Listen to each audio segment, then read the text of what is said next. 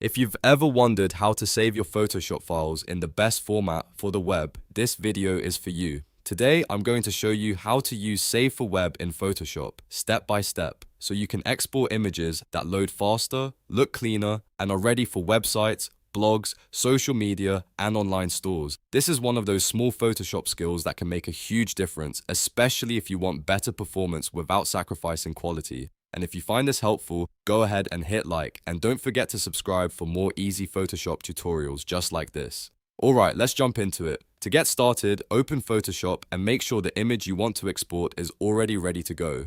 Once you're in your project, go up to the top menu bar, click File, then hover over Export and choose Save for Web. If you prefer keyboard shortcuts, you can also use Ctrl, Alt, Shift, and S on Windows. That shortcut opens the same Save for Web window much faster, which is really useful if you export a lot of images. When the Save for Web workspace opens, you'll see a preview of your image along with several optimization settings. This is where you control how the final web version of your image will look and how large the file will be. The goal here is to balance quality and file size because web images need to look good but also load quickly. First, choose the right file format. If you're exporting a photo, JPEG is usually the best option. JPEG works really well for photographs because it keeps the file size smaller while preserving enough detail for online viewing.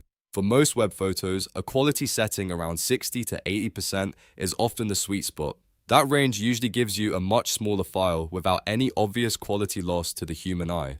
If you're exporting a logo, a graphic with text, or any image that needs a transparent background, PNG24 is the better choice. PNG24 keeps edges sharp and supports transparency, which makes it ideal for clean design elements. If your project includes an animation loop, then GIF is the format to use, but only use GIF when you actually need animated content. For most still images, JPEG or PNG will be the better option.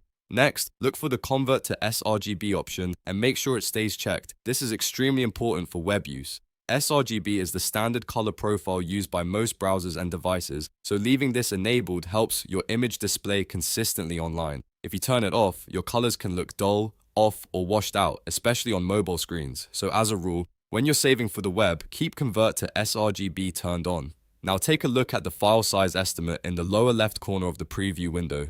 This gives you a good idea of how big the final exported image will be once it's saved. If the file size is too large, especially for web standards, simply lower the JPEG quality a little and check the size again. Small adjustments can make a big difference, and the preview lets you compare quality and file size before you commit to the export. Once everything looks good, click Save at the bottom of the window. A Save dialog will appear, and here you want to give your file a clean, web-friendly name. It's best to avoid spaces and confusing file names so your image is easy to manage online. After that, choose your destination folder and click Save one more time to finish the export. And that's it. You've now learned how to save for web in Photoshop the right way, whether you're optimizing product images, blog graphics, social media assets, or website visuals.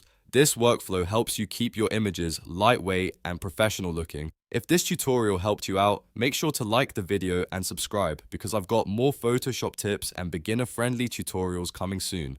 Thanks for watching and I'll see you in the next one.